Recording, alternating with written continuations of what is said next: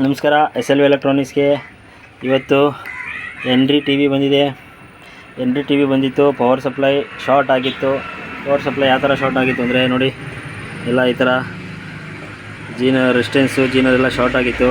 ನಾನು 0-24 ವೋಲ್ಟೇಜ್ದು ಒಂದು ಮಾಡೆಲ್ ತೊಗೊಂಡು ನೋಡಿ, ಅಲ್ಲಿ ಆಟೋ ಕಪ್ಲರಿಂದ ತೆಗೆದು ವೈರ್ನ ನಾನೇ ಡೈರೆಕ್ಟಾಗಿ ಆಟೋ ಕಪ್ಲರಿಂದ ವೈರ್ ಡೈರೆಕ್ಟ್ ಮಾಡಿ ಪವರ್ ಸಪ್ಲೈ ಇದೇನಿತ್ತು ಮದರ್ ಬೋರ್ಡ್ ಮೇನು ಅಲ್ಲಿಗೆ ನಾನು ಡೈರೆಕ್ಟ್ ಮಾಡ್ಕೊಂಡಿದ್ದೀನಿ. ಮತ್ತು 300 ವೋಲ್ಟೇಜ್ದು ರೆಗ್ಯುಲೇಟರ್ ತೆಗೆದಾಕಿದ್ದೀನಿ. ಮಾಸ್ಫಿಟ್ಟು ನೋಡಿ, ಮಾಸ್ಫಿಟ್ ತೆಗೆದಿದ್ದೀನಿ. ಅದು ಶಾರ್ಟ್ ತೆಗೆದುಬಿಟ್ರೇ ಬೆಸ್ಟು, ಇಲ್ಲಾಂತಂದರೆ ತಿರ್ಗಾ ಶಾರ್ಟ್ ಆಗುತ್ತೆ ಅದು. ಸೊ ಅದರಿಂದ ನಾನು ಅದು ತೆಗೆದಾಕ್ಬಿಟ್ಟು ಮೈನಸ್ ವೋಲ್ಟೇಜ್ನ ಕೆಪಾಸಿಟರ್ ಮೈನಸಿಂದ ತೊಗೊಂಡಿದ್ದೀನಿ. 300 ವೋಲ್ಟೇಜು ಮಾಸ್ಫಿಟ್ಗೆ ಹಾಕಿದ್ದೀನಿ.